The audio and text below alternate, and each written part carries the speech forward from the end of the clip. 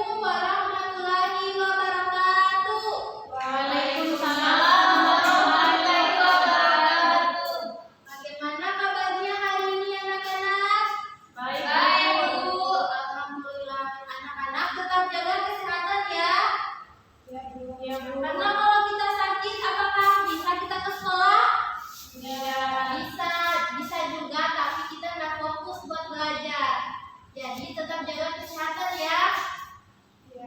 Baik, sebelum memulai pembelajaran, Ibu mau minta satu orang buat pimpin doa belajar. Ibu acak ya. Nah, Cindy silahkan pimpin doanya. Teman-teman, sebelum kita belajar, marilah sama-sama kita berdoa. Doa dimulai. Bismillahirrahmanirrahim.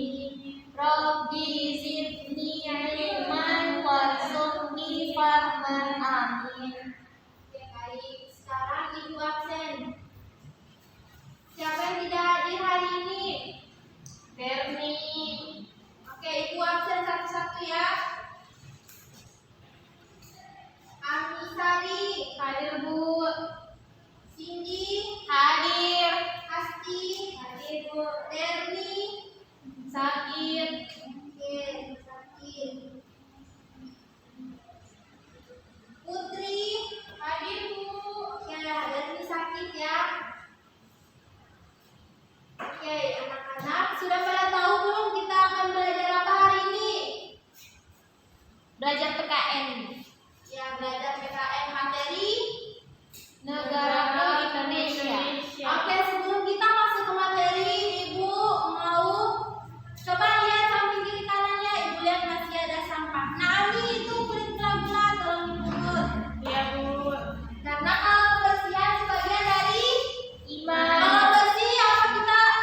Kalau bersih kita nyaman buat belajar. Oke. Baik, hari ini kita akan belajar PPKN dengan mata pelajaran negaraku Indonesia. Topiknya apa? Bisa dibaca? Maknanya PKNI.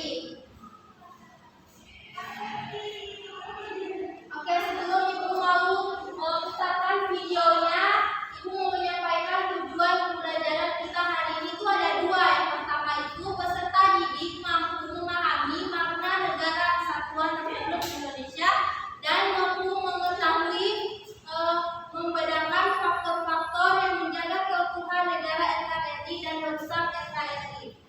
Coba kita nonton sama-sama ini.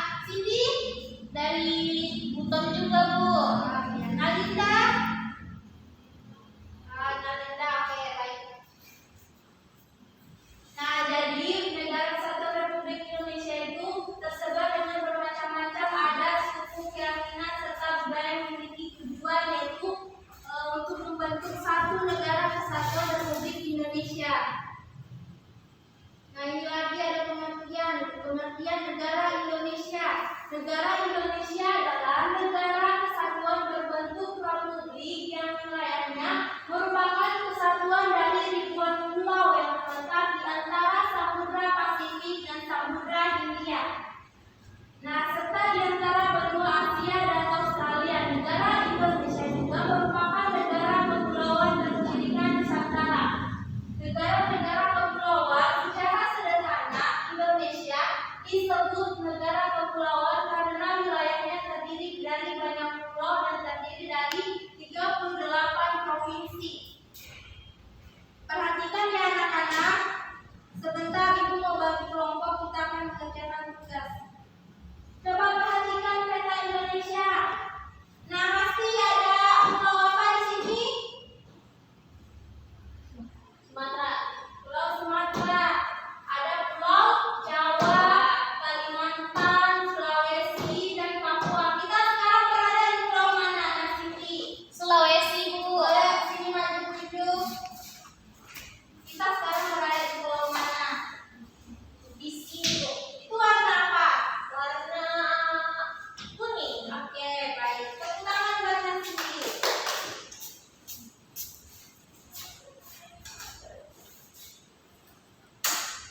Nah, Indonesia juga memiliki letak geografis yang sangat strategis berada di antara dua benua dan dua samudra. Nah, di sini Ibu akan menjelaskan yang pertama itu antara dua benua. Indonesia terletak di tengah-tengah antara benua Australia dan Asia. Indonesia merupakan persimpangan banyak budaya dan peradaban karena posisinya. Nah, itu sudah baca mengenai antara dua benua, sekarang antara dua samudra. Siapa yang mau baca? Hasti, Bu. Ya, Nahasti silahkan. Antara dua samudra. Antara dua samudra, Samudra Pasifik berbatasan dengan Indonesia di timur dan utara, serta Samudra Hindia di barat dan selatan. Potensi iklim dan sumber daya kelautan Indonesia sangat dipengaruhi oleh lokasi ini. Oke, tepuk tangan buat Nahasti. Oke, kita sudah belajar mengenai lokasi geografis Indonesia, yaitu antara dua benua dan antara dua samudra. Selanjutnya, pengelolaan kekayaan alam negara Kesatuan Republik Indonesia. Nah, Indonesia merupakan negara yang kaya. Wilayah Indonesia terkandung berbagai kekayaan alam seperti aneka ragam bahan tambang, minyak bumi, batu bara, emas, timah, dan sebagainya. Hutan berjenis tropis yang luas serta berbagai kekayaan alam lainnya. Berkaitan dengan hal itu, pemerintah seharusnya mengelola kekayaan alam tersebut ditujukan untuk kemakmuran rakyat Indonesia. Nah, sekarang kita masuk ke tujuan pembelajaran kita yang kedua, yaitu memahami keutuhan negara Kesatuan Republik Indonesia. Ada 3 faktor yang memperkuat negara Kesatuan Republik Indonesia. Yang pertama ada apa di sini? Sumpah Pemuda. Oke, Ibu jelaskan Sumpah Pemuda. Nanti ada Pancasila dan Bhinneka Tunggal Ika. Kita bahas dulu mengenai Sumpah Pemuda. Nah, Sumpah Pemuda ini merupakan salah satu faktor yang memperkuat negara Kesatuan Republik Indonesia.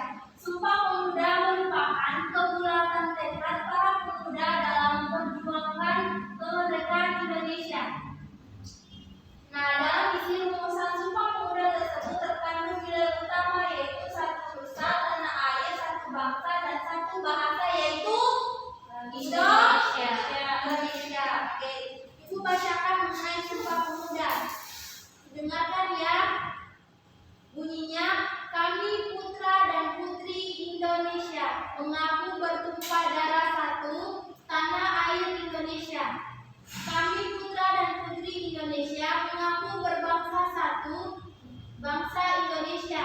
Yang ketiga, kami putra dan putri Indonesia menjunjung bahasa persatuan bahasa Indonesia.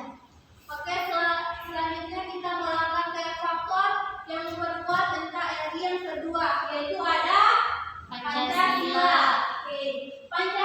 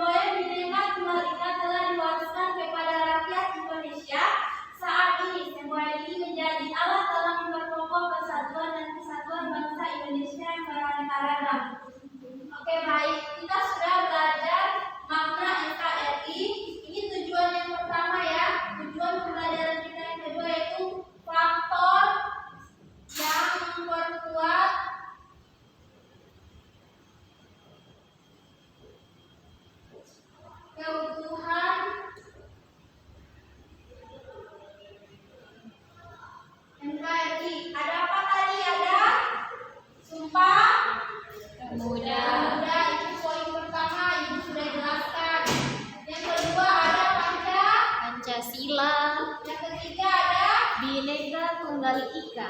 Oke. Dan ketiga ini ada yang bisa dipahami? Paham, Bu. Oke, paham ya.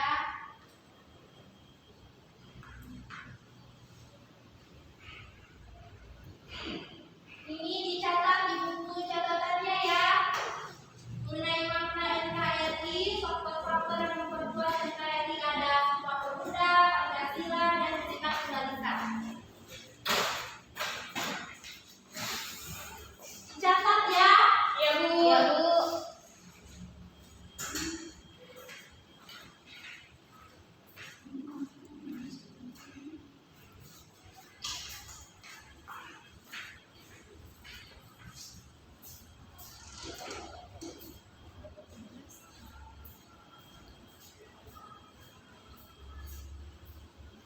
Oke, sekarang Ibu mau bagi kalian ke dalam 3 kelompok untuk mengerjakan LKPD.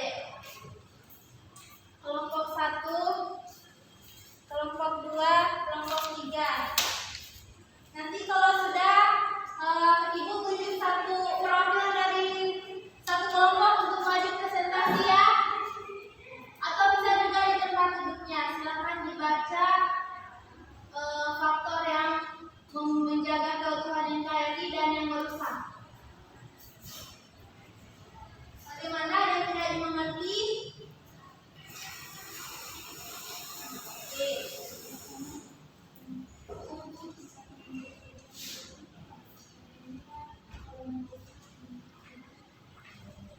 Oke, sudah ya. Waktunya sudah cukup. Ibu minta perwakilan satu kelompok. Siapa yang mau baca di tempatnya saja? Saya Oke, Nasti silakan. sikap menjaga keutuhan NKRI. Menjaga keutuhan NKRI ada pertama upacara bendera, yang kedua saling berbagi, yang ketiga melestarikan budaya, yang keempat rajin belajar. Kemudian merusak keutuhan NKRI yang pertama mengejek teman, yang kedua mencoret-coret tembok, yang ketiga membuang sampah sembarangan, dan yang keempat bermalas-malasan. Oke, tepuk tangan buat